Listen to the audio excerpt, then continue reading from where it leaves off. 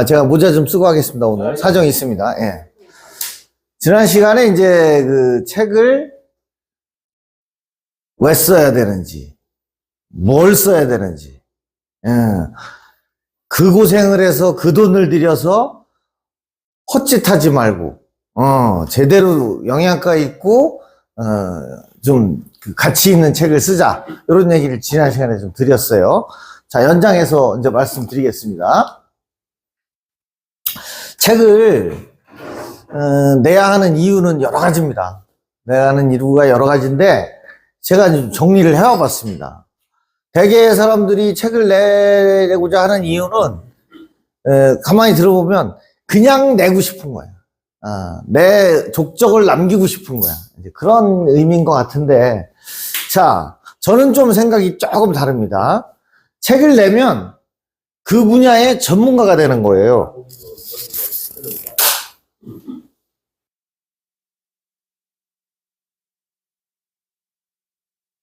네, 그 분야의 전문가가 된다는 거죠. 제가 뭐 똑같은 사례를 지난 시간에 드렸습니다만, 제가 이 책, 죽기 전에 내 책 쓰기라는 책을 씀으로써, 저 사람은 책 쓰기에 대해서 전문가가 돼 있는 거예요. 실제로 제가 저 책을 쓰기 위해서 밑도 끝도 없이 혼자 저걸 다 쓴 게 아니에요.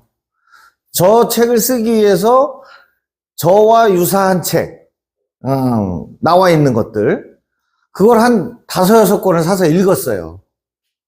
그렇게 하고, 거기서 저도 참고할 걸 많이 참고하고, 그 다음에 이제 제 목소리, 제가 또 따로, 얹고 싶은 내용을 얹어서, 이렇게 만든 책이에요. 그러다 보니까, 이미 저 책을 쓰기 위해서 유사도서, 선행도서를 많이 읽었다는 거죠. 그러고 또 내가 평소에 생각했던 거를 메모해 놓고, 그걸 믹싱을 해서 쓰다 보니까, 당연히 전문가가 되는 거예요. 오늘도 한 분이 전화 와가지고 한참 그 컨설팅을 해달라고 그러더라고요. 그래서 뭐 한 30분 통화했어요, 또. 책을 어떻게 내는 거냐,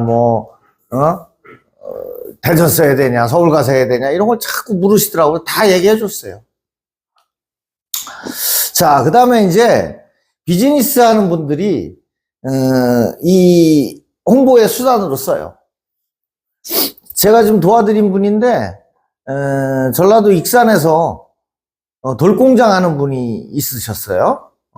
그래서 그분이 이제 이 익산에서 전주까지 계속 다니면서 이게 책 쓰기 강좌를 듣고, 그 다음에 이제 거기서 책 쓰는 걸 배워가지고 쓰셨더라고. 얼마나 고생을 했을까 싶어.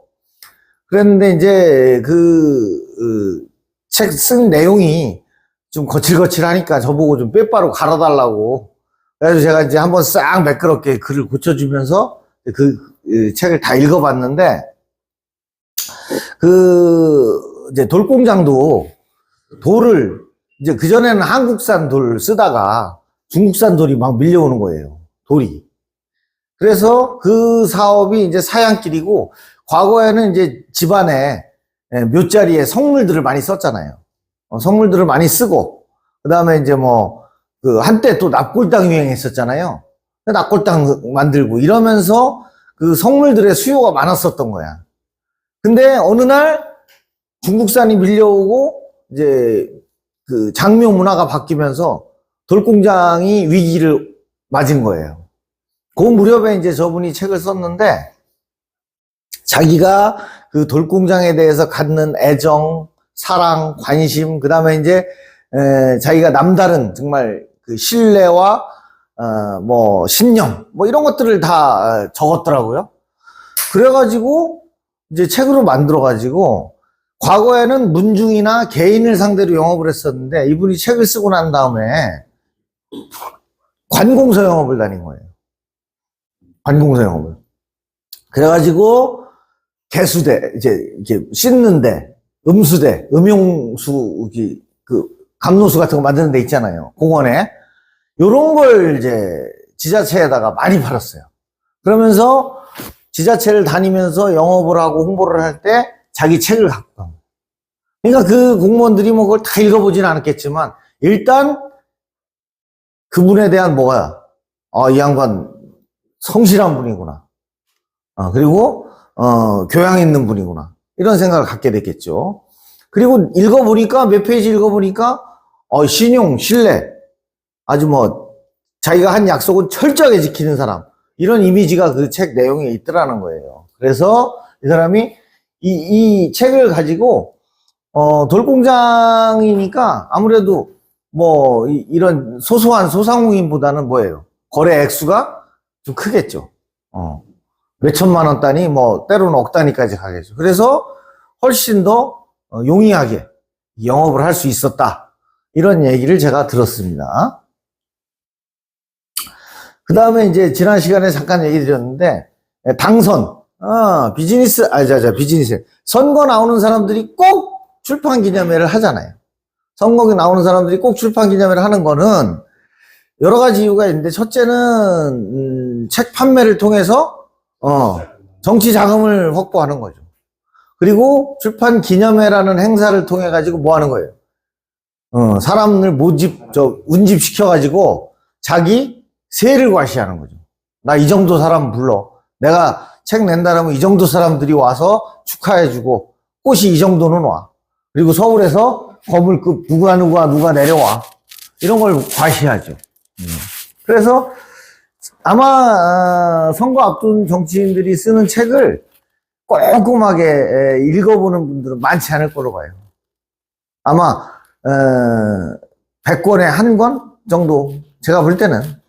그래서 그렇지만 그 한 권이라도 읽은 사람은 반드시 그 사람의 팬이 되게 돼 있어요. 그리고 그 사람이 읽어서 그 알게 된 내용을 어떻게 해요? 다니면서 홍보를 하죠. 그 사람이 이런 어렸을 때 이랬었대. 나도 잊고 있었는데 그때 그 사건을 그 사람이 해결했더구만. 뭐 하는 등등의 입소문을 내죠. 그래서 당선에 유리하고 승진할 때 유리해요. 공직이나 뭐 사기업이나 마찬가지인데 이 승진에 굉장히 그 목을 매잖아요. 그런데 이 승진이 쉽냐고요. 근데 이제 제가 이 책을 썼다고 해서 안 될 사람을 되게 한다고는 제가 못해요. 그러나 뭐가 있냐면 똑같은 조건의 사람이 올라왔어. 평점 그 점수 관리한 게 똑같아. 라고 했을 때 한 사람은 그 분야, 자기가 맡고 있는 분야, 뭐 가령 자기가 회계 쪽이면 회계 쪽에 관한 책을 썼다든지, 엔지니어면 엔지니어 관련된 책을 썼다든지, 똑같은 조건이라면 그 사람이 유리해질 수밖에 없다는 거예요. 제가 볼 땐 그렇습니다. 그 다음에 이제 뭐 여러 가지 성취에도 기여를 한다. 취업을 하거나 창업을 할 때 책을 자기의 저서를 갖고 있는 사람과 그렇지 않은 사람의 차이는 분명히 날 수밖에 없다는 거죠. 그렇습니다. 그리고 그때 이 얘기 해드렸던 것 같은데 대형 출판사와 계약할 수 있다. 대형 출판사 아무나구나 계약 안 해줘요. 대형 출판사에 출판 계약이 되는 순간 일단 찍는 단위가 달라요. 동네 조그만 출판사에서는 그저 몇백 권 이렇게 찍어서 하지만 대형 출판사라고 하는 데는 기본적으로 뭐 한번 찍으면 10,000권. 그리고 대형 출판사가 마케팅 해주는 게 달라요. 마케팅을 해주는 게 일단 달라요. 팔리게끔 해줘요. 라디오 광고도 넣어주고요. 신문 광고도 넣어주고요. 무슨 막 큰 사거리 5개 광고도 넣어주고요.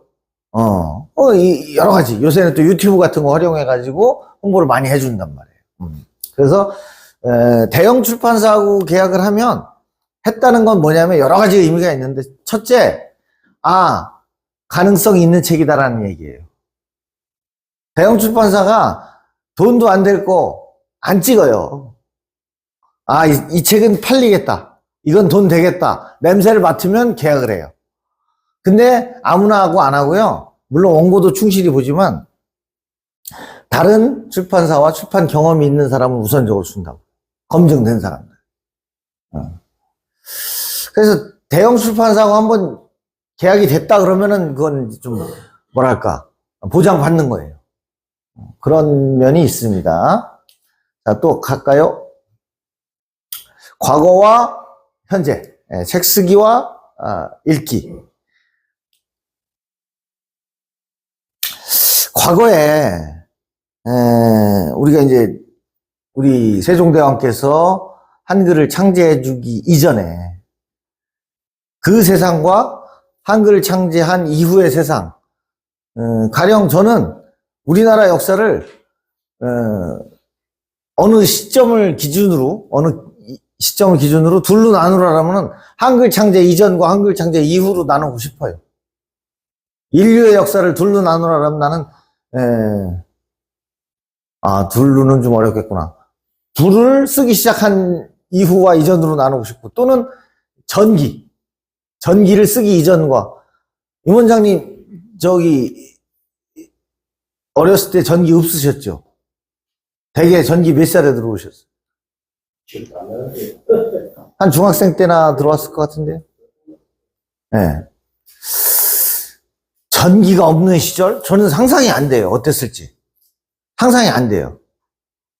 전 이제 젖 먹고 어릴 때 전기 들어왔다고 그러던데 상상이 안 돼요. 그 칠흑 같은 세상에 어떻게 살지? 상상이 잘 안 되더라고요. 아무튼 과거에는 책을 읽기만 해도 이건 대단한 재능이었어요. 문자를 해독해서 읽을 줄만 알고 이게 뭔 소린가인지 이해만 해도 이거는 엄청난 특권이었다고. 한글 이전에 한문만 쓸 때 전 국민의 몇 프로나 그걸 문자를 쓰고 읽고 해독을 했겠어요. 제가 볼 때는 한글 창제 이전에 무조건 10% 안 될 걸로 봐요. 그죠? 그러니까 그 시절에, 그리고 실제 한글은 창제했지만 이 공식 문서라든가 이제 이 식자계층에서는 거의 안 썼어요, 한글을. 가보개혁 이후에나 조금씩 쓰기 시작한 거예요. 예.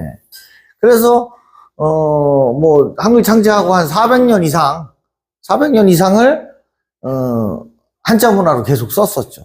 그러니까 그 시절에는 책을 읽을 줄만 알아도, 읽고 해독할 줄만 알아도 이거는 참 엄청난 지식인이고 상류사회다, 이렇게 얘기할 수가 있죠.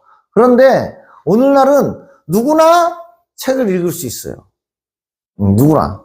근데 저번에 뉴스 보니까 중학생, 초등학생 이런 애들이, 고등학생도 마찬가지고 한글을 읽고 이게 무슨 소리인지 모르는데. 한자를 모르니까 하는 얘기죠.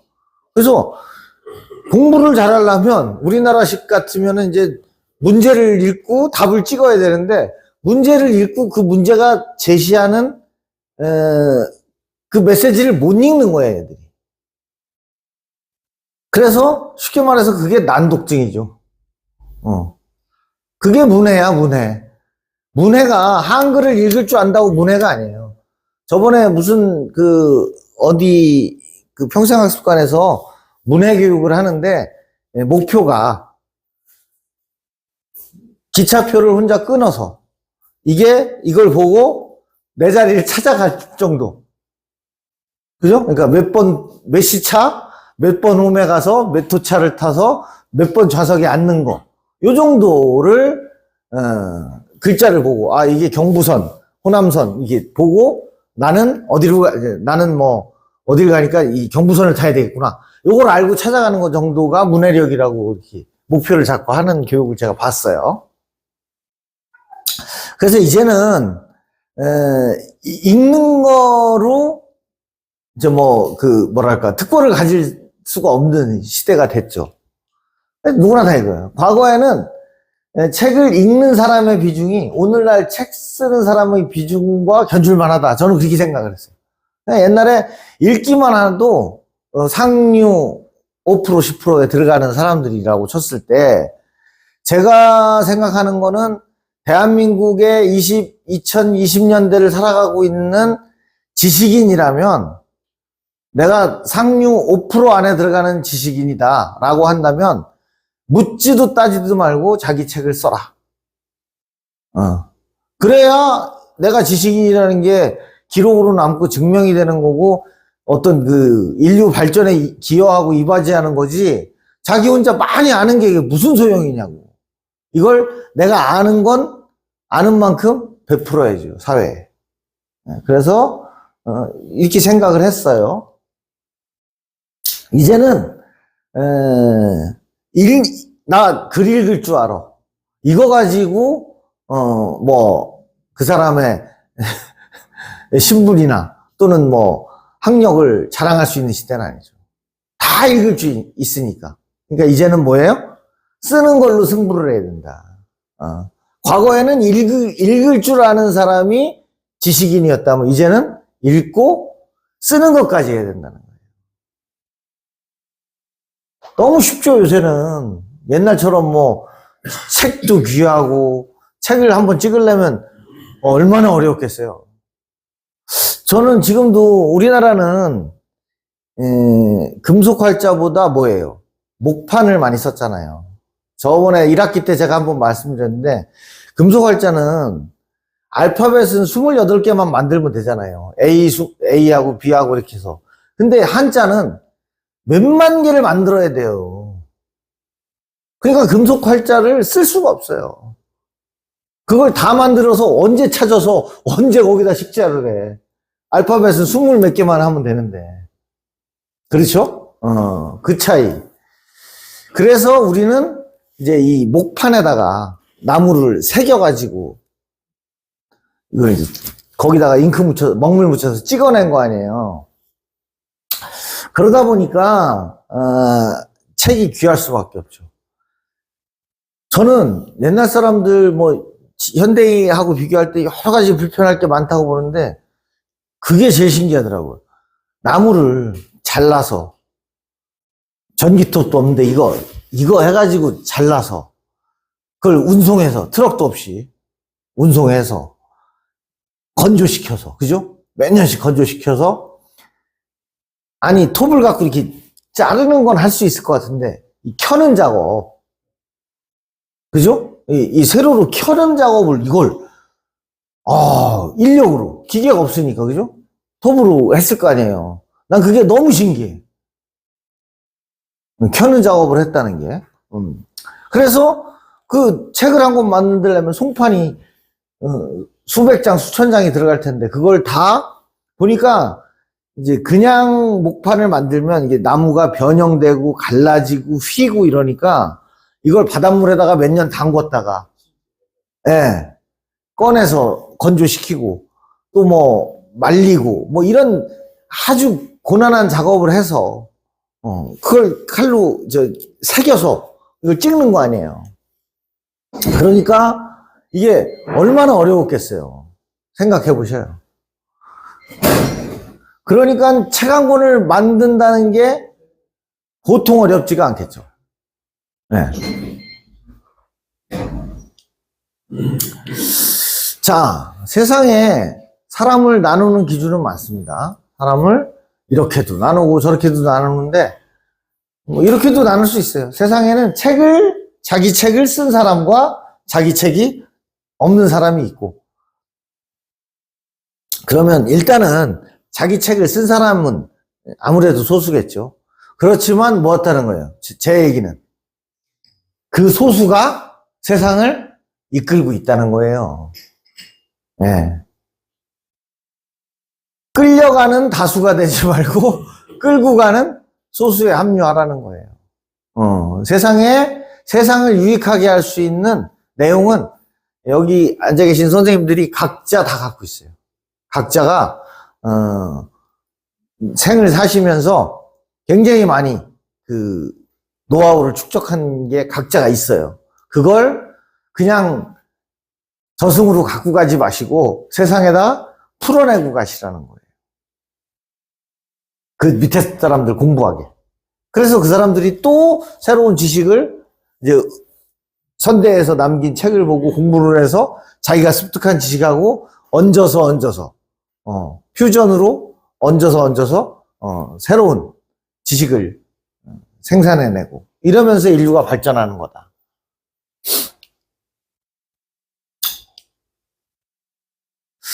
의미 있는 버킷리스트예요. 지난 시간에 버킷리스트의 어원을 제가 말씀을 드렸는데, 네. 사람은 죽어서 이름을 남긴다. 나는 죽어도 책은 영원히 남는다. 지난 학기에도 제가 건방진 얘기 한번 했었는데 똑같이 한번 해드릴게요. 제가 책을 열댓 권 썼잖아요. 되게 건방진 얘기인데 책을 열댓 권 쓰고 제가 바뀐 게 여러 가지가 있을 건데 제일 많이 바뀐 게 뭐냐면요. 죽는 거에 대한 두려움이 없어요.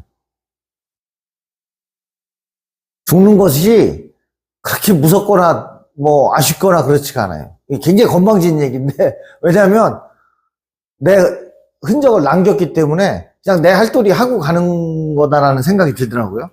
그래서 뭐 죽었어도 누구처럼 뭐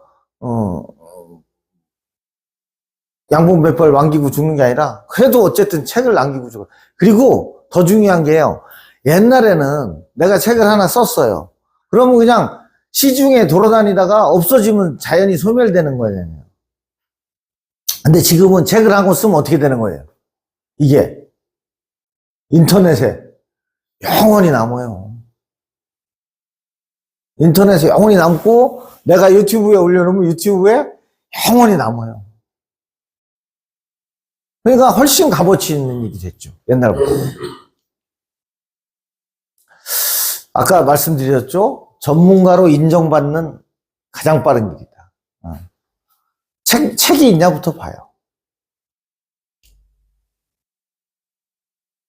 내 인생을 바꿀 수 있는 비장의 무기가 될 수 있어요. 책 한 권을 잘 써서 인생 역전을 한 사람들이 많이 있죠. 혹시 기억나는 분 있으세요? 책 한 권으로 인생 역전한 분?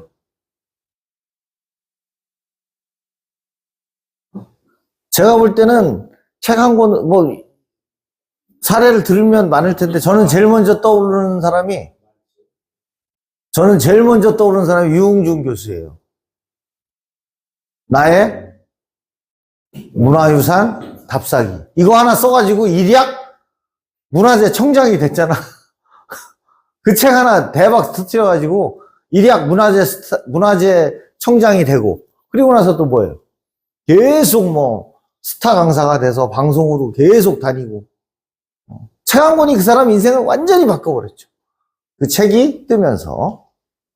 뭐 그런 사람 많아요. 우리가 관심을 안 가져서 그렇지. 그래서 책을 써서 새로운 콘텐츠를 개발하고 인생을 전환할 수 있다.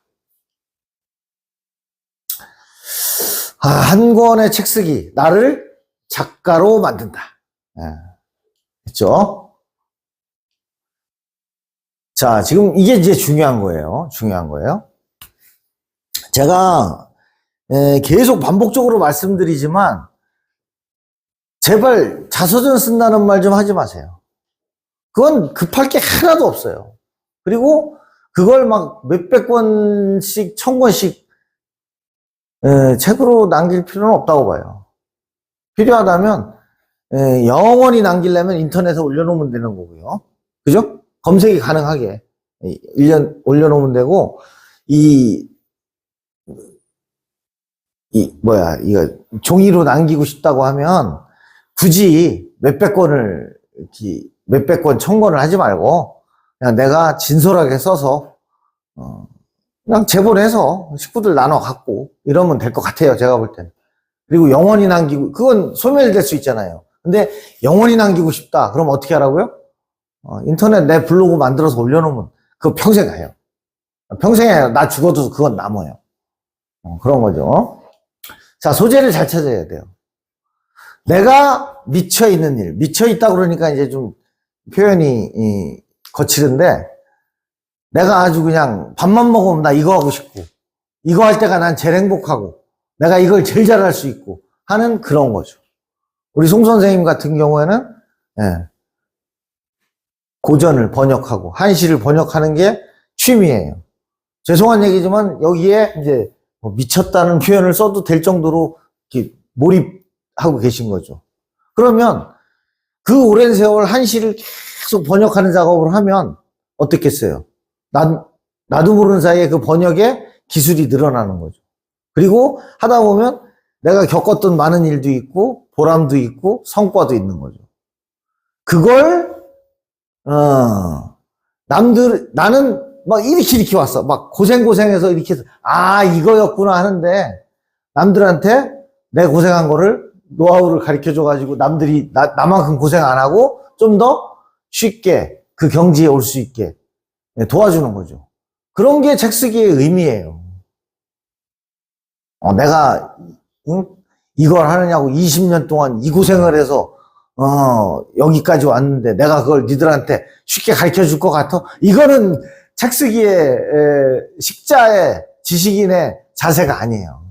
공유하는 거예요. 내가 고생을 했지만 내 후손, 나와 같은 길을 가고 나와 같은 취미를 갖는 사람한테는 내가 이 고생 안 하고 나보다 더 빨리 이 경지에 오를 수 있게 내가 노하우를 제공해 주는 거죠.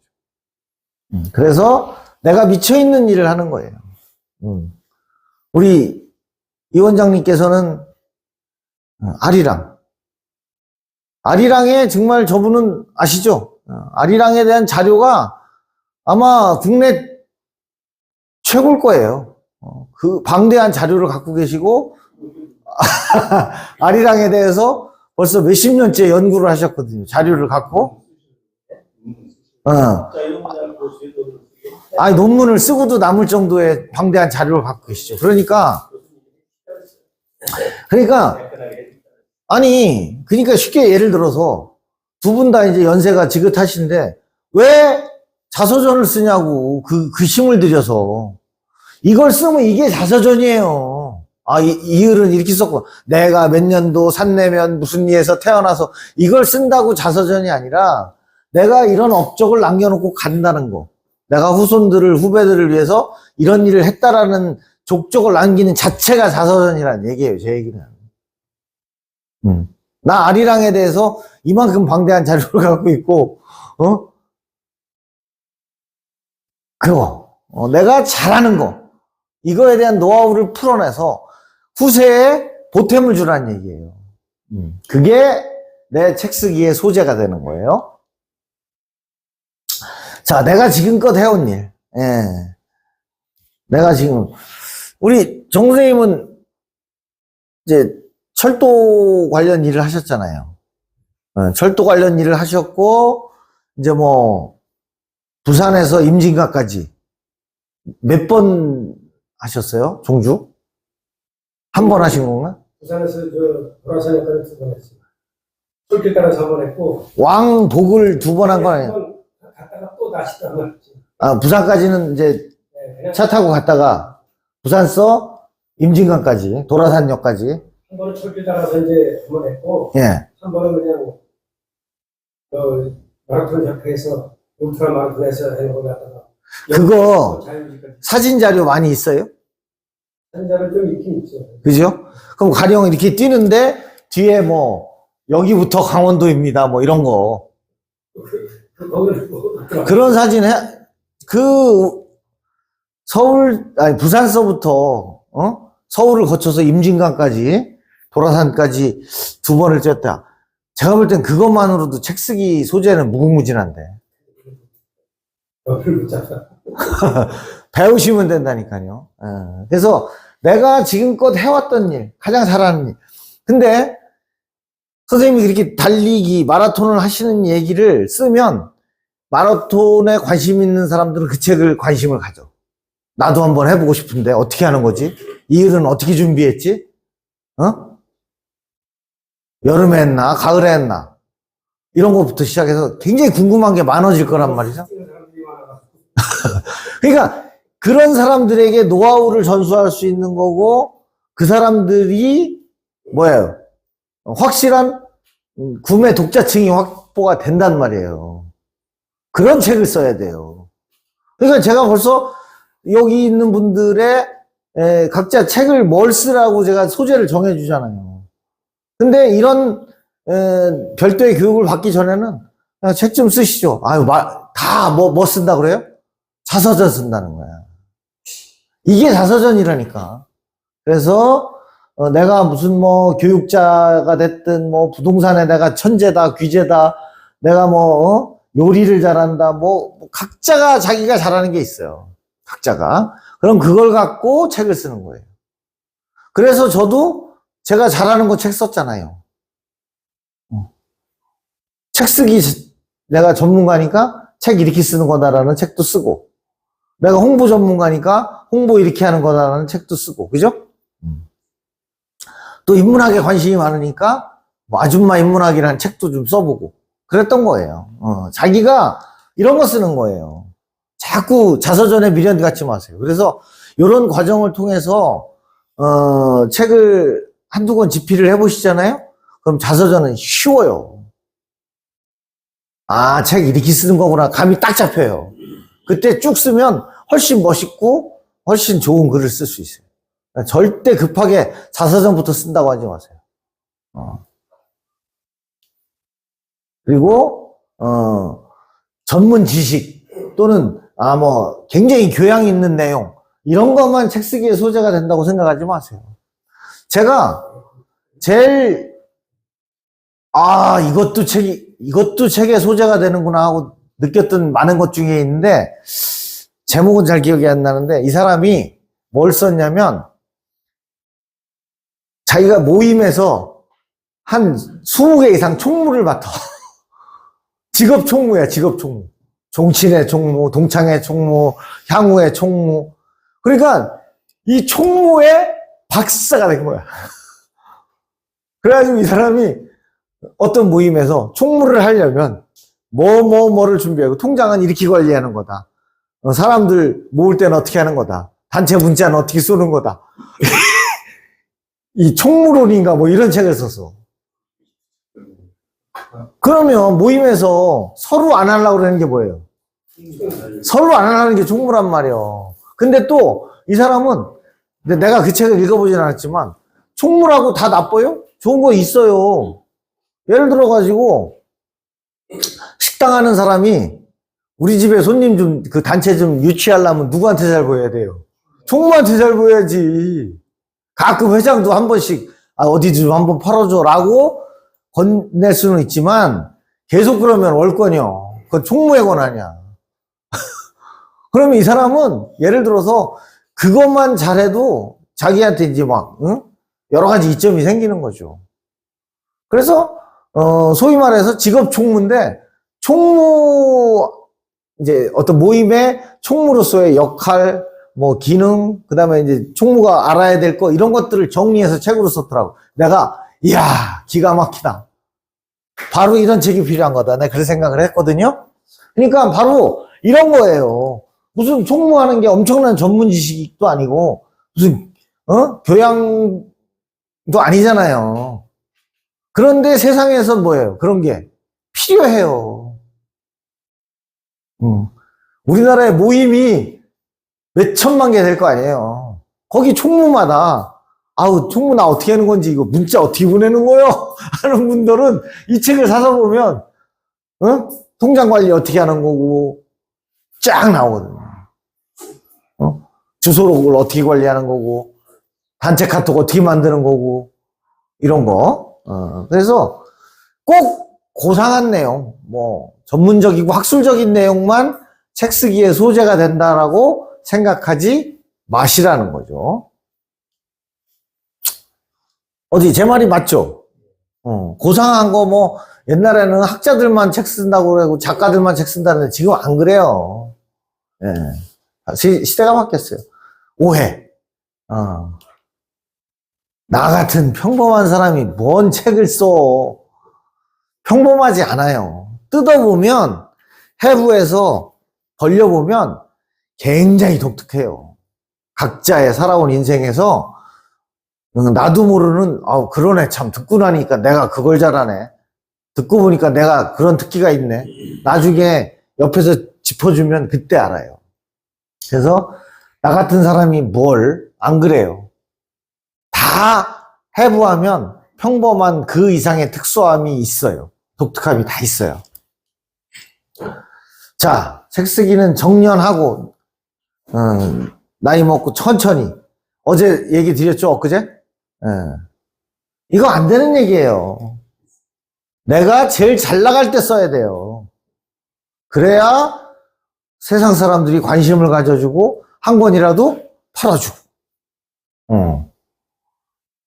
그리고 그 근력 있을 때 써야 이게 쭉쭉쭉 잘 써져요. 시간 있고 한가하면 늘어져서 못 써요. 한 글자 쓰고 아이고 머리 아파 하면서 소파로 들어가고 아이고 눈 아파 하면서 침대로 들어가고 그러면 안 돼요. 성성할 때 쓰는 거예요.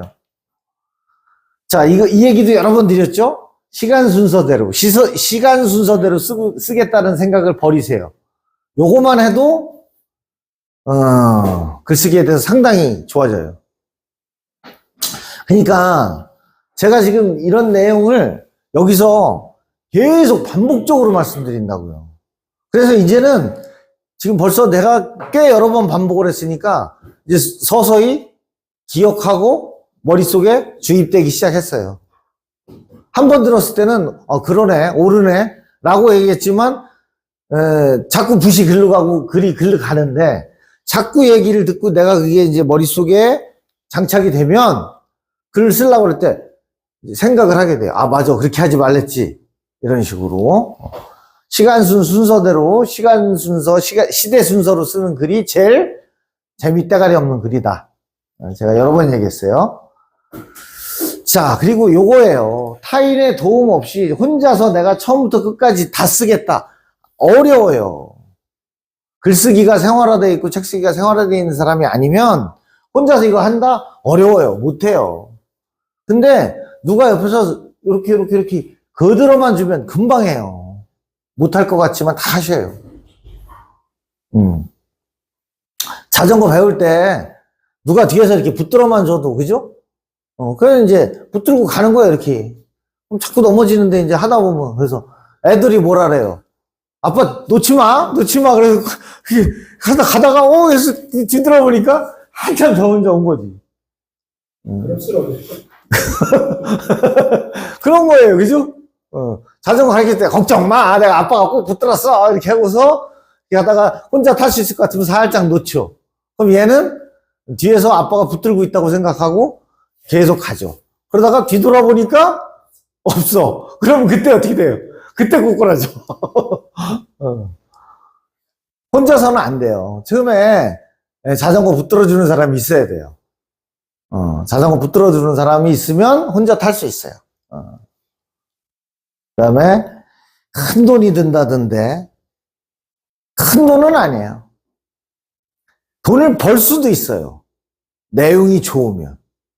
돈을 벌 수도 있어요. 그런데 사회적으로 영양가 없는 내용, 말 맞다나 내 자서전 이런 거는 사람들이 돈 주고 안 사봐요. 공짜로 줘도 안 봐요. 그런 거는 내 돈 내고 찍어야 돼요. 그래서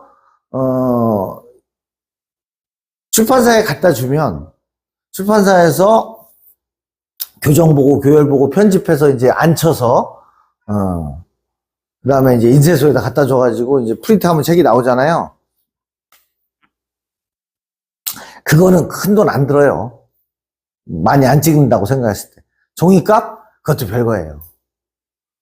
편집을 한번 해놓으면 1000권을 찍는 거나 2000권을 찍는 거나 그 차이는 별로 없어요. 그 처음에 편집하는 거, 그 틀을 만드는 작업이. 근데 이제 내가 내 힘으로 한다고 했을 때는 뭐 큰 돈이 안 들 수 있는데, 예를 들어서 요게 정도가 조금 올라가. 그래서 많이 그들어줘야 돼. 많이 그들어줘야 돼. 그러면은 이제 뭐, 그리고 제가 그때 얘기했죠. 만약에, 그래도 나는 이거 안 된다. 자신이 없다. 할 때는 어떻게 하라 그랬어요? 대필해 줄 수 있는 사람을 구하시라고요. 그 대신 그 사람의 얘기를 쓰면 안 돼. 그 사람은 뭐 하는 거예요? 이거 기능만 빌리는 거고, 뭐예요? 내가, 노하우나, 그 내용은 내가 얘기를 해줘야지. 내 얘기를 그 사람의 문필력으로 빌려서 쓰는 거죠. 가수가 노래를 하고, 노래 원곡은 누가 만드는 거예요? 작곡가가 하는 거예요. 작곡가가 꼭 자기가 노래를 부를 필요는 없다. 그러면 아니 건축 설계사는 지가 설계했다고 지가 집져요? 목수들한테 주는 거 아니에요. 각자의 역할이 있는 거예요. 그러나 건축사가 자기가 설계한 그 건물 앞에 지나갈 때 뭐라 그래요? 저거 내가 진 거예요. 저는 거기 가서 벽돌 하나도 안 얹었으면서 뭐라 그래요? 저거 내가 진 거예요. 이렇게 얘기하는 거죠. 그죠? 그거하고 똑같은 거예요. 그러니까 내가 이게 안 되면 빌려 쓰는 거는 상관없어요. 저는 그거 뭐 부끄러운 일 아니라고 생각해요. 중요한 건 그 안에 담겨 있는 콘텐츠, 내용이 내 거라야 된다는 얘기지. 그래서 큰 돈 들지 않아요. 근데 이제 이런 거를 다 맡기고 막 하는 순간 돈이 들죠. 출판사에서 편집하고 인쇄하고 그 돈보다 이런 용역비가 더 들어요. 그러니까 악착같이 내가 배워서 내가 하는 게 의미도 있고 돈도 덜 들고 제일 좋은 거예요. 출판의 방식, 요거 이제 요걸 잘 이해하셔야 돼요. 제가 이제 대충 얘기는 해드렸는데 기획 출판이라는 게 있고요, 자비 출판이라는 게 있어요. 자비는 뭐예요? 자비 스스로자 돈 쓸 비인가 뭐 비자가 뭐야? 비용. 내 돈으로 출판한다는 거예요. 내가 원고 갖다 주고 출판사에다가 나 이거 책 500권 필요하니까 500권 한 권에 얼마씩이야? 그러면 이제 뭐 편집비 하고요, 인쇄비 하고 한 권에 한 8,000원 나오네요. 그럼 100권이면 뭐 100권은 안 해줘요. 최소가 한 300권 이상 해야 돼요. 38에 24, 240만 원이요. 뭐 예를 들어서. 그럼 240만 원 주면 300권 찍어서 트럭에다 실어서 우리 집에다가 배달해 주는 거예요. 그게 자비 출판이에요. 그러면 자비 출판은 출판사 서점에 없는 거요? 아니요. 서점에 있어요. 내가 300개 주문하잖아요? 그럼 나 300개 주고 출판사에서 지들 몫으로 뭐 50권이고 100권이고 찍어요. 이 300권에 대한 돈은 내가 내는 거고 추가로 50권이고 100권이고 더 찍는 거는 출판사에서 자기들이 부담해. 그래서 전국 서점에 뿌려. 그래서 팔리면 먹는 거고 안 팔리면 마는 거고 폐기하는 거고 그래요. 이게 자비 출판이에요. 그러니까 이 자비 출판이라는 거는 출판사 입장에서는 안정적인 수입원이 되는 거죠.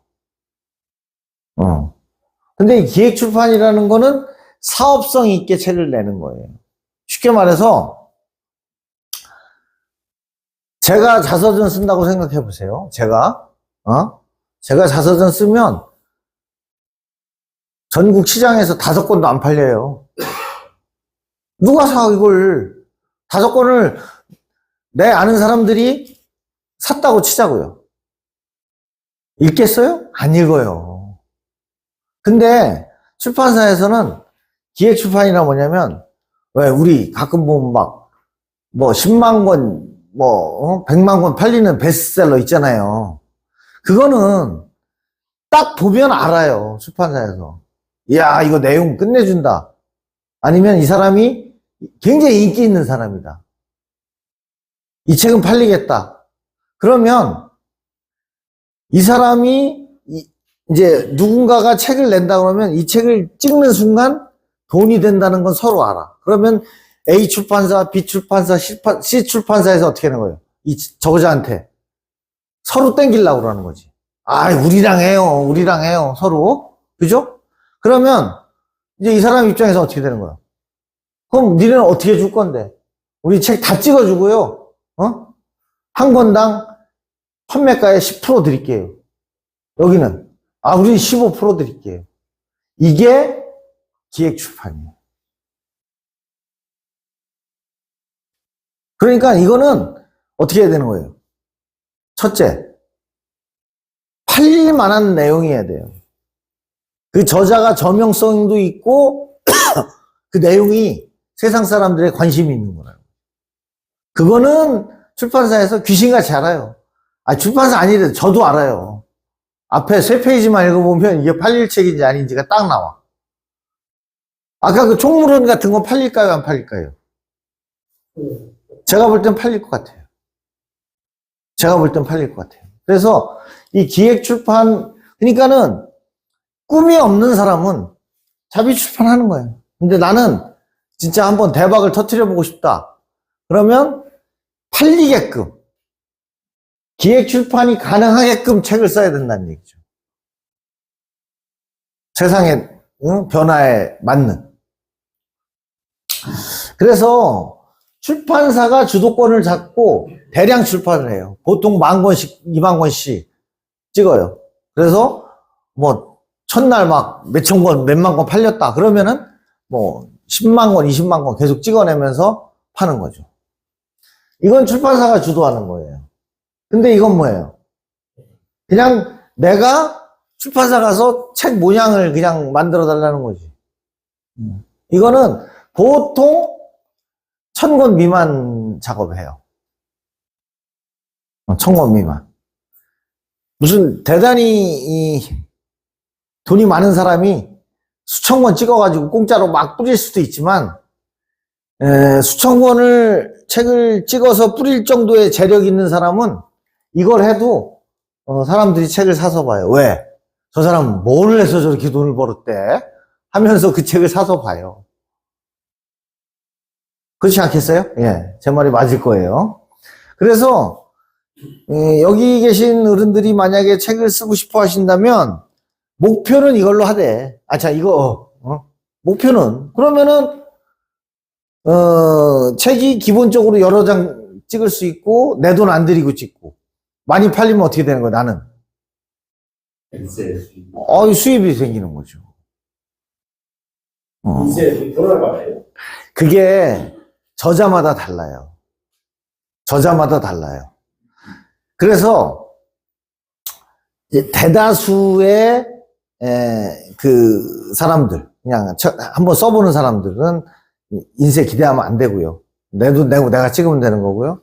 그 다음에 이제 이 아주 베스트가 보장되어 있는 사람들. 예를 들어서 조정래가 소설을 쓰고 김훈이 소설을 쓰면 그냥 기본 몇십만 권은 팔리잖아요. 그런 데는 이제 출판사에서 서로 땡겨가려고 그러면서 서로 원고 달라고 막 가서 굽신거리고 그러면서 어떻게 하는 거예요? 우리는 15% 줄게. 우리 16% 줄게, 그럼. 이렇게 되는 거죠. 그러면 이제 애매한 게 저 같은 사람이에요. 저 같은 사람들. 그러면 딱 원고를 보니까, 원고는 좋아. 원고는 이거 괜찮아. 팔릴 수 있어. 근데 뭐가 안 돼요? 그렇죠. 저자의 저명성이 없는 거예요. 이거를 제로에서부터 끌어올려갖고 홍보를 해야 되니까 힘들어. 근데 유명인은 그냥 유명하다는 이유로 그 사람이 뭐 책을 내면 그냥 뭐 방송에서, 뉴스에서, 신문에서, 유튜브에서 막 두드러 주니까, 그리고 사람들이 그 사람을 보고 사는 거야. 근데 저 같은 경우에 원고가 좋으면 출판사에서 굉장히 고민을 해요. 이걸 어떻게 하지? 그래서 저도 기획 출판을 몇 번 해봤는데, 기획 출판을 저 같은 사람은 100%로 안 해줘요. 저명성이 없기 때문에. 조금 옵션을 걸어요. 일단 1,000권만 찍읍시다. 그래서 1,000권까지 예를 드는 거예요. 계약은 수천 수만 가지 방법을 하는데 예를 들어서 1,000권만 찍어봅시다. 그 대신 1,000권까지는 인쇄 없어. 네가 원고를 줬으니까 책으로 100권 줄게. 그 다음에 1,000권 이상이 팔렸어. 그럼 1,001권부터는 팔리는 것마다 얼마 줄게. 이런 식의 계약을 많이 해요. 아니면 1,000권 찍었는데 100개는 주고 네가 200개는 사. 뭐 이런 식으로. 그러니까 그 원고의 질이나 그 사람의 지명도나 뭐 이런 거에 따라서 그 계약하기 바뀌어요. 그래서 이 사람은 1,000개를 찍어놓고 다 안 팔리면 1,000만 원 그냥 날아가는 거거든요, 출판사는. 근데 100개는 인쇄로 주고 200개는 네가 사. 네가 사서 네가 뿌려야지. 네가 딴 데 팔든 어떡하든. 이런 식으로 옵션을 걸어요. 그러니까 출판을 하는데 유명인이면 절대 유리한 거예요. 유명인이 되기가 어려워서 그렇지 절대 유리해요. 그런 거예요.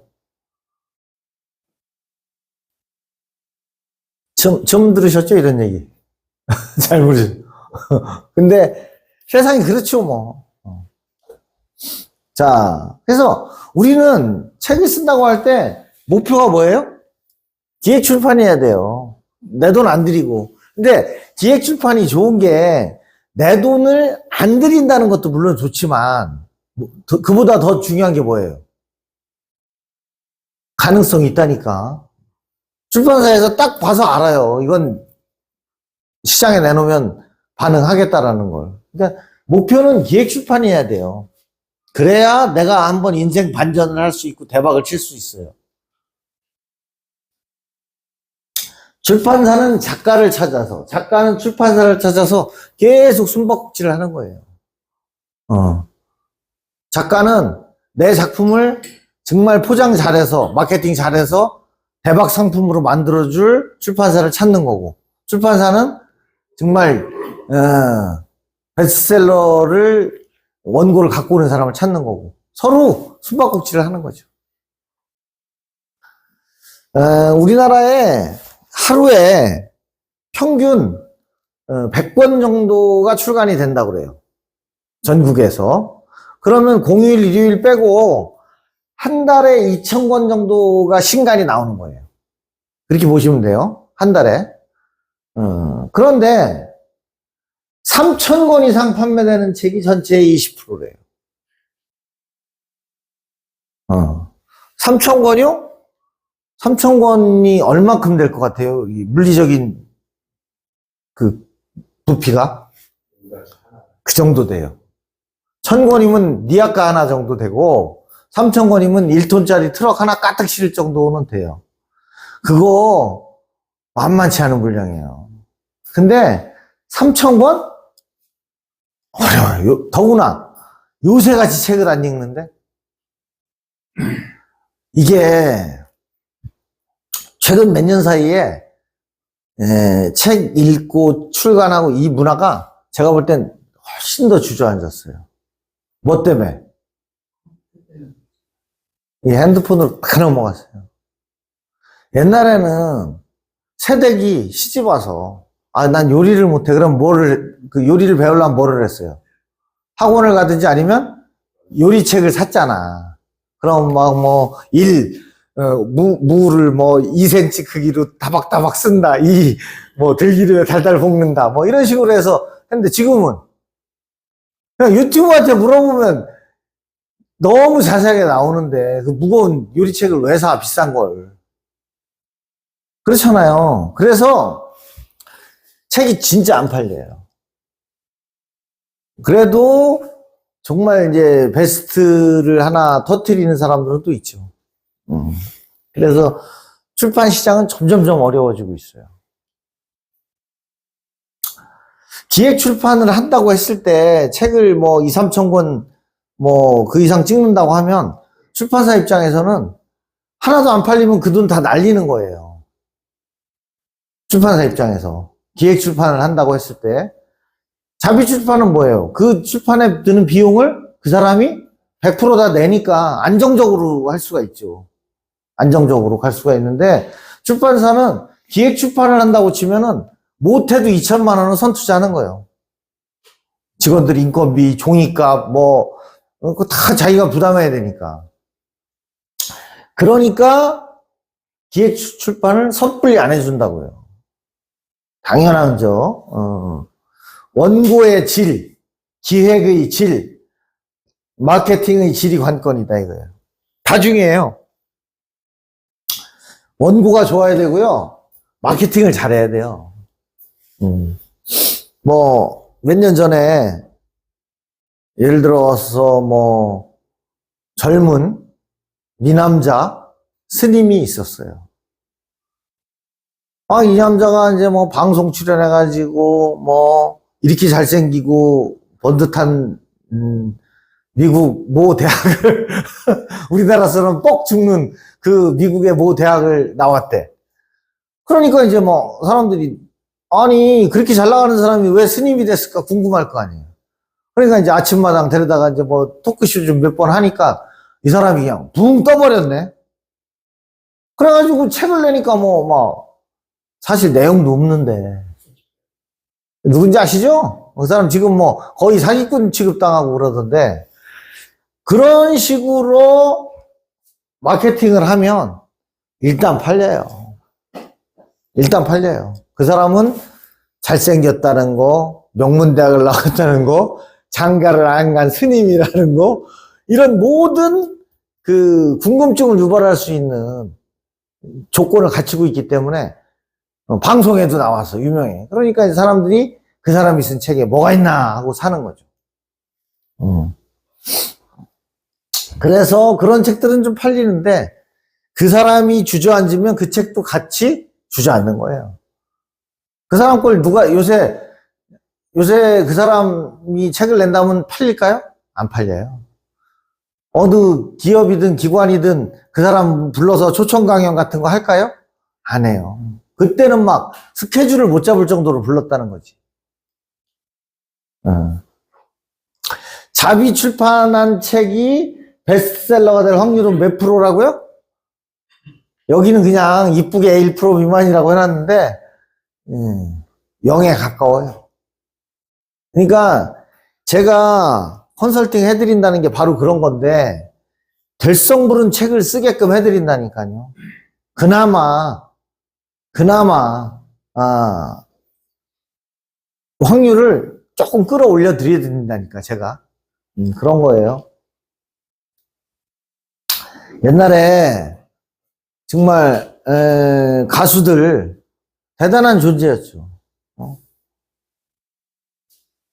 그 쿵착쿵착하는 음악에 맞춰서 노래를 부를 수 있는 건 가수밖에 없었어요. 우리가 그런 기회가 언제 있어? 근데 가요 반주기가 나오고 노래방이 생기고 하면서 이제는 전 국민 누구라도 음악을 맞춰서 노래를 부를 수 있는 시대. 그러다 보니까 잘하는 사람이 이제 드러나는 거죠. 음향도 좋고 노래할 기회도 많고. 그래서 노래 잘하는 사람들이 서서히 드러나. 그러다 보니까 야 동네 가수가 나오고 그 지역 가수가 나오고 그래. 그럼 그 사람들은 꿈이 뭔지 아세요? 보통의 사람들이 책을 내는 게 꿈이라면 이 사람들은 뭐예요? 자기의 음반을 내는 게 꿈이지. 음반을. 자기 앨범을 내는 게 꿈이죠.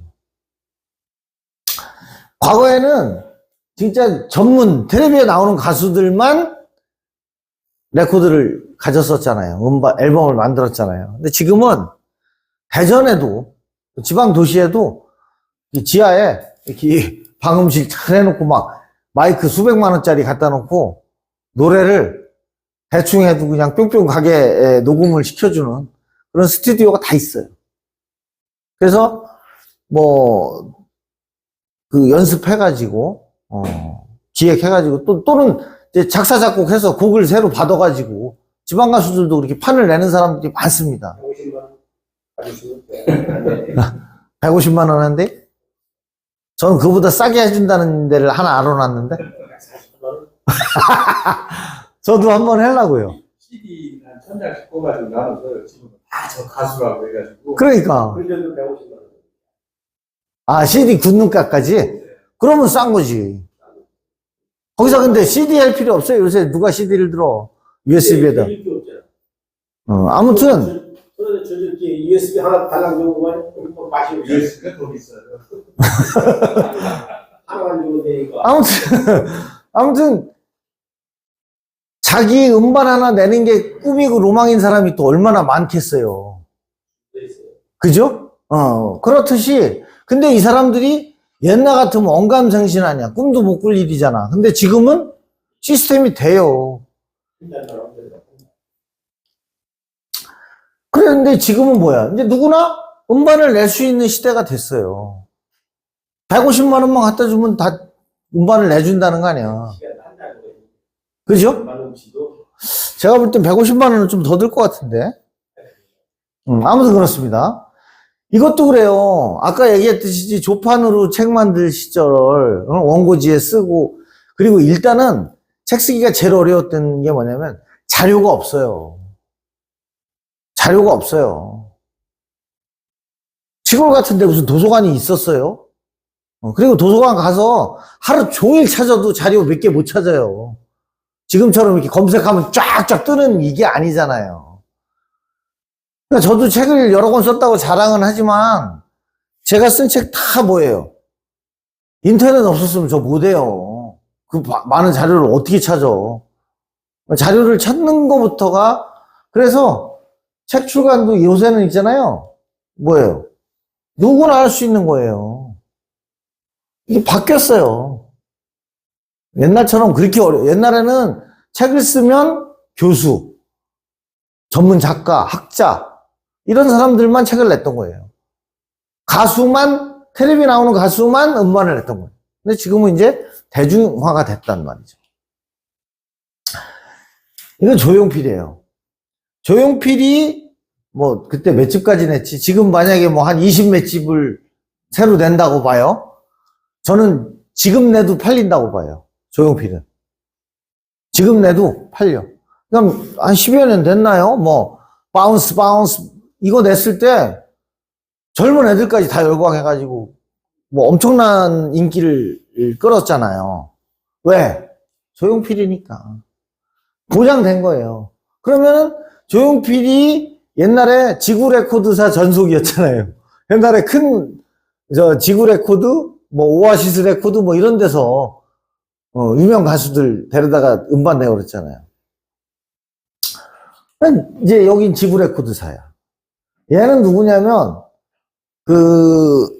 제 오피스텔, 유성에 있는 제 오피스텔 꼭대기가 라이브 바예요. 거기를 이제 갔는데 거기 가수야. 거기 가수.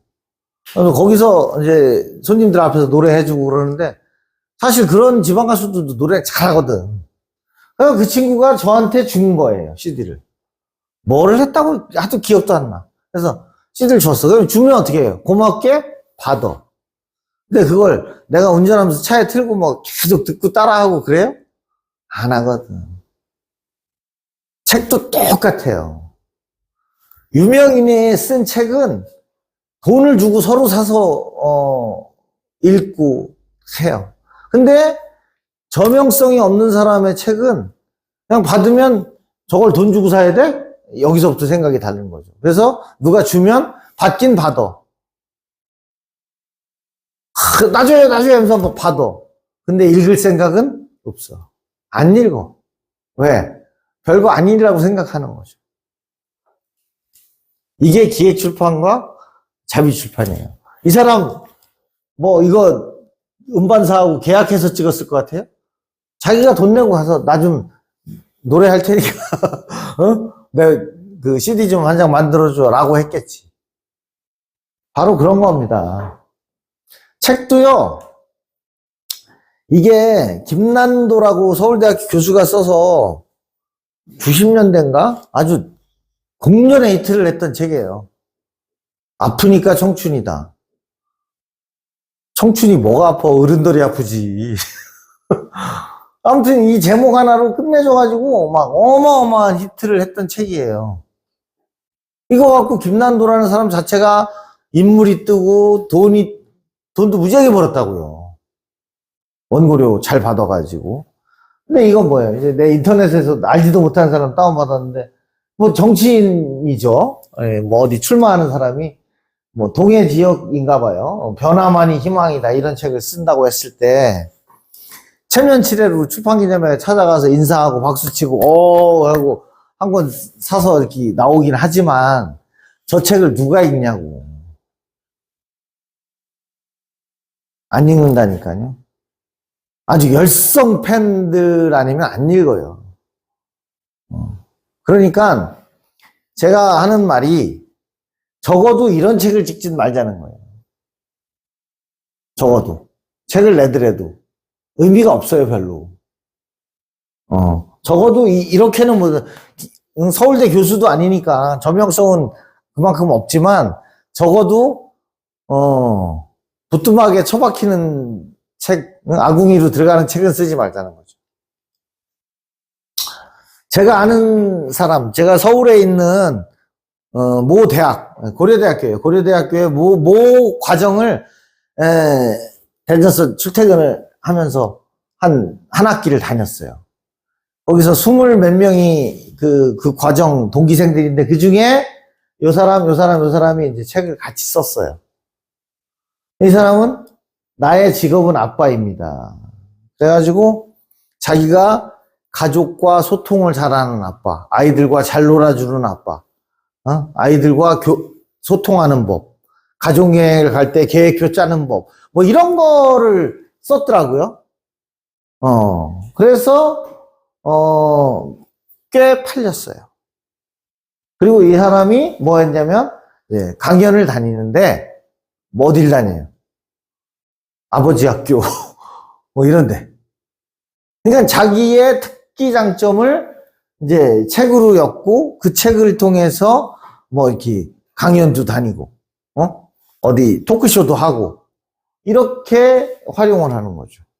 같이 배웠던 이분은 고등학교 교감으로 정년하셨는데 이분은 워킹맘을 위한 육아 멘토링 58년생이시니까 저 나이 또래들이 58년생들이 직장 생활할 때만 해도 지금처럼 뭐 이렇게 타가시설이 이렇게 잘 돼 있지가 않았었어요. 그래서 친정엄마나 시어머니가 안 봐주면 기를 수가 없었어요. 그래서 저때 당시에는 여성들이 임신하면 바로 퇴사를 했죠. 그래서 집으로 들어가서 애를 보는 일을 했죠.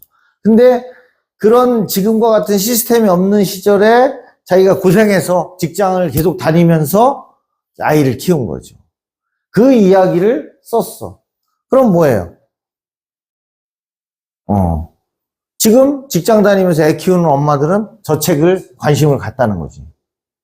그러니까 이건 뭐예요? 이것도 그렇고 이거 정확한 타겟팅이 있다고. 공략 대상이. 우리가 책을 쓸 때 그냥 누군가 봐주겠지 하고 쓰면 안 돼요. 딱 공략 대상을 정해놓고 쓰는 거예요. 이 책은 뭐겠어요? 인생 희망 이렇게 준비했다. 이분도 곧 도청 공무원이었어요. 도청 공무원인데 이제 퇴직하자마자 저 책을 썼는데 저 책을 쓰니까 어떻게 돼요? 퇴직 앞둔 사람들이 저 책을 사다 보는 거예요. 도대체 내가 퇴직을 하려면 뭘 준비해야 되나? 어떻게 준비해야 되나? 그죠? 그리고 그 퇴직 앞둔 사람들 모아놓고 교육하는데 그런데 계속 가서 초청 강사로 했어요. 이 얘기는 뭐냐면 책을 쓸 때는 허공에다 대고 쓰는 게 아니에요. 딱 조준을 해가지고 내가 저걸 맞춰야 되겠다. 꿩을 잡아야 되겠다. 참새를 잡아야 되겠다는 걸 딱 대놓고 거기다 쏘는 거예요. 즉 내가 책을 쓰면 어떻게 해? 누가 읽을 것이냐, 누구를 읽으라고 쓸 것이냐, 이걸 정해놓고 써야 된다는 얘기예요. 불특정 아무나 읽겠지, 그거 안 된다니까요. 지금 무슨 그 흔들고 그 노래하는 댄스 가수들이 나는 할아버지 할머니들 80, 70대 이상을 타겟팅으로 이 노래를 만들어야겠다. 그렇게는 안 했을 거 아니에요. 그냥 딱 노래를 만들 때 내가 20대, 30대 공략 대상이 있는 거라고. 그렇듯이 이렇게 대부분의 옛날 그 가수들 나와서 아침마당 이런 데 나와서 이렇게 토크쇼 하는 거 보면 어떻게 했어요? 호의호식 했던가요? 전부 다 극장 밑에 가서 잔심부름하고 하다가 간신히 무대 한번 올라가가지고 이렇게 노래 한 곡 하다가 어떻게 해서 무슨 일을 기화로 해서 떠서 이런 자수성가형이라고요. 다 옛날 가수들 이렇게 보면 그랬는데 옛날 가수들은 그렇게 해서 자수성가하고 그랬는데 지금 가수들은요 이 기획사라고 하는 연예인 만들어내는, 찍어내는 공장에서 아주 사육하다시피 해가지고 찍어내서, 상품이지, 하나의. 인격체가 아니고 상품이죠. 그런 식으로 해서 소모품이에요. 인기 떨어지면, 야, 용도 폐기. 그 다음, 너 해봐. 안 뜨면, 못 뜨면 어떻게 되는 거예요? 끝나는 거죠. 그런 구조죠. 그래서 과거에는 이제 무명 작가나 이제 이름 없는 출판사들이 제대로 한번 좋은 책을 딱 찍으면, 성공을 하면 출판사도 떡상하는 거고, 요새 말로 떡상. 그 다음에 뭐예요? 출판사도 떡상하고 작가도 떡상하는 거야. 옛날에 이제 그 가수들도 그랬잖아요. 노래 한 곡, 뭐 하나 히트하면 그냥 인생 바뀌는 거 아니야. 근데 요새는 기획사의 소모품이야, 가수들이. 오늘날의 기획 출판은 유명인과 출판사의 돈벌이 수단이 돼 있어요. 아까 얘기했잖아요. 스님 저거 하나 쓸만하네? 얼굴도 잘생긴 놈이 저거 하버드 나왔대네? 그래가지고 어떻게 출판사에서 로비해가지고 아침마당에 좀 몇 번 내보내봐. 이래가지고 이제 얼굴 알리고 막 스토리를 만드는 거죠. 그래가지고 그 사람이 책을 냈대더라. 뭐 이런 식으로 해서 스토리를 만들어서, 그런 좀 씁쓸한 뒷모습이 있습니다. 자, 오늘 여기까지만 할게요. 오늘 있잖아요. 제가 1시간 반 남짓 하는데, 지금까지 제가 드린 말 다 잊어버려도 돼요. 다 잊어버려도 되는데, 요 3T, 요거만 딱 기억하고 가세요. 요것만 딱 기억하고 가시면, 오늘 수업은 뭐 다 들으신 거나 마찬가지예요. 요게 제일 중요한 거예요. 자, 뭐라고 읽어요? 김가롱 선생님? 타이틀링, 제목 달기. 그렇죠. 타이틀링, 제목 달기. 제목이 중요하다는 거예요. 제가 이 유튜브를 몇 달 전부터 했는데 아무 생각 없어.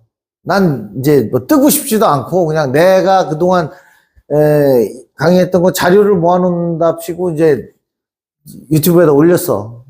뭐 누가 많이 봐주길 바란 것도 아니고 그냥 올려놨어. 그랬는데 제목도 여기 공강민문학 다방이잖아요. 공강민문학 다방 1강, 2강 이런 식으로 다른 거야. 내가 이제 뜰 생각이 없었으니까. 그런데 하루 외부에 강의를 갔다 왔어요. 근데 그거는 뭐 무슨 1강 이렇게 다를 수가 없어서 원 제목을 달았어. 원 제목을.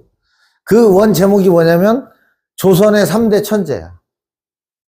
그래가지고 이제 여기서 올린 거 뭐 1강, 2강 했던 것들이 보통 조회수가 100개 남짓 이렇게 아는 사람들이 와서 보다가 빠져나가고 그러는 건데 조선의 3대 천재 하니까 어때요? 궁금하잖아. 궁금하잖아요. 10만 조회가 터졌어. 10만 조회가. 그 영상을 9,500시간을 봤어, 사람들이. 불과 한 보름 만에. 그래서 그만큼 뭐가 중요하다는 거예요. 안 될 것도 제목만 잘 달면 돼요. 안 될 것도 돼요. 아까 보여드렸던 아프니까 청춘이다. 그 내용이 얼마나 좋은지 나도 안 읽어봤으니까 모르겠으나 그 제목 하나로 끝내준 거야. 안 그래요? 제목 하나로. 아프니까 청춘이라는데 뭐. 근데 싸가지 없는 거죠. 애들이 뭐가 아파. 어른들이 아픈 거지. 어른 되면 관절도 아프고 마음이 아프고 허리도 아프고 나이 먹으면 몸이 아프고 몸도 아픈 차이가 그거예요. 젊은 마음이 아프고 나이 먹으면 몸이 아프고 그 얘기하는 거예요. 아이 마음도 어른들이 더 아파. 더 외롭고. 제가 볼 땐 그래요. 네. 자, 3T 중에 1T가 나왔어요. 그죠? 그럼 제목이 중요하고 또 하나 중요한 게 뭐가 있느냐? 예. 뭐예요, 이거는? 타겟팅. 타겟팅. 누구를 대상으로 할 거냐. 아무나 사겠지 뭐. 아니, 누가 사겠지 뭐. 이런 책은 안 팔린다니까요. 내가 누구를 겨냥해서 딱 정조준해서 쏴야 돼요. 이거는 뭐 귀농귀촌한 사람들이면 이 책을 살 것이다.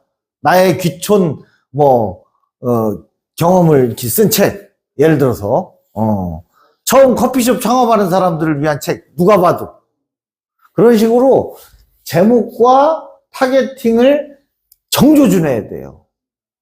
그러면 그런 책은 팔려요. 그런 강의는 떠요. 근데 이게 누구를 위한 건지 뭘 향한 건지를 모르면 이게 안 떠요. 그래서 정확하게 성공하기 위한 출판을 하려면 제목을 잘 달아야 돼요.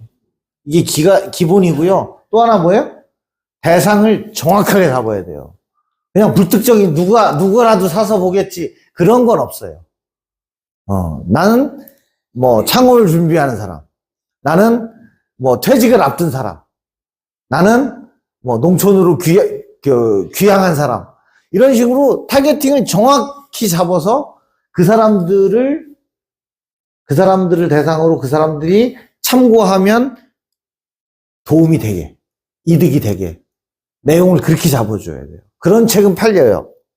그런 책은 떠요. 근데 마지막 3T, 예.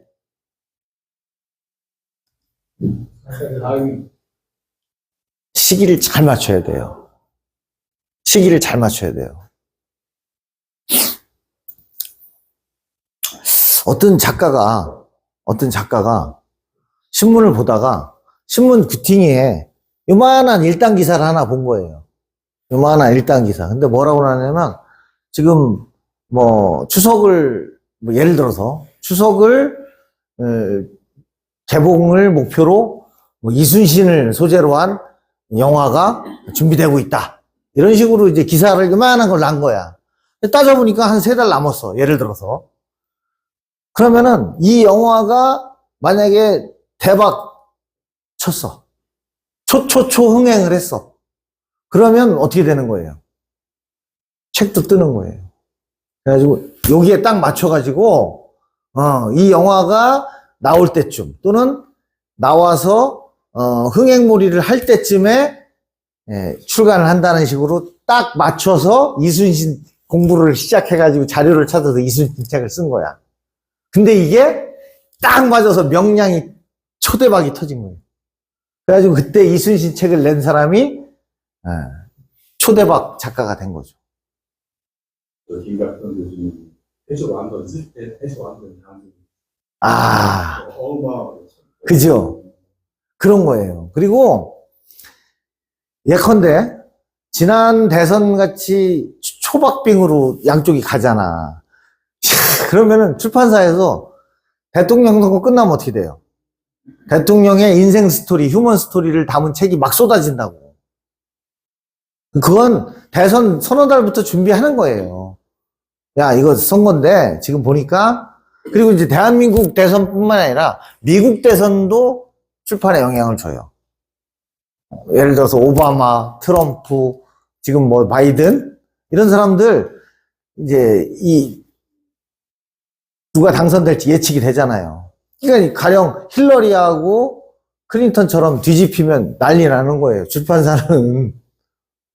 이번에도 0.7% 차이를 누가 예측을 하냐고. 출판사마다 2개를 다 준비한 데도 있겠지만 둘 중에 하나를 준비한 데가 있을 거라고. 그죠? 그런 식으로 해서 이 시기에 딱 맞춰야 돼요. 지금 시대에 사람들이 관심을 갖고 있고 유행하고 이런 거. 예를 들어 갖고 지금 젊은이나 노인이나 제일 많이 관심 있는 게 예를 들어서 유튜브야. 그럼 유튜브에 대한 책을 써야지. 지금에 와서 옛날 10년 전에 20년 전에 유행했던 뭐 싸이월드가 어떻고 저 카페 밴드 이런 거를 잘하는 법 이런 책을 쓰면 그게 팔리냐고요. 유튜브로 대박 터트리는 법. 하루 만에 10만 조회 가기, 뭐, 이런 식의 책을 써야 된다는 거죠. 그리고 거기에 제목도 잘 달아주고, 야, 이거는 유튜브를 시작하는 사람들을 타겟팅으로 해서. 그래서 시기적으로. 그래서 타이틀링, 타겟팅, 타이밍이 정확해서 이 3박자가 착 맞아 들어갈 때 뭐가 탄생한다고요? 베스트셀러. 요까지 할게요. 근데 하나만 참고적으로 가르쳐 드릴게요. 우리가 이제 책 잘 팔리는 걸 베스트셀러라는 건 다 아시잖아요. 근데 베스트셀러보다 한 클래스 위가 있어요. 그게 뭔지 아세요? 장학생이네. 찍었습니다. 스테디셀러라는 게 있어요. 스테디셀러. 이건 뭐냐면 시대와 공간을 초월해서 뭐 빵 터지는 게 아니라 어떻게 되는 거예요? 꾸준히 팔리는 거예요. 예를 들면 성경책, 논어, 뭐 그런 거 있잖아요. 도스토이의 명작 이런 거 꾸준히 팔리는 거예요. 이거는 어느 한순간에 빠방 터지는 게 아니고 계속. 논어라는 책은 지금도 출간해요. 그래도 지금도 출간하면 어떻게 해? 기본은 팔려. 기본은 팔린다고요. 그래서 성공을 위한 3T, 즉 베스트셀러를 만들기 위한 기본 요건, 이걸 제가 설명을 드렸습니다. 오늘은 여기까지만 하시겠습니다. 고맙습니다.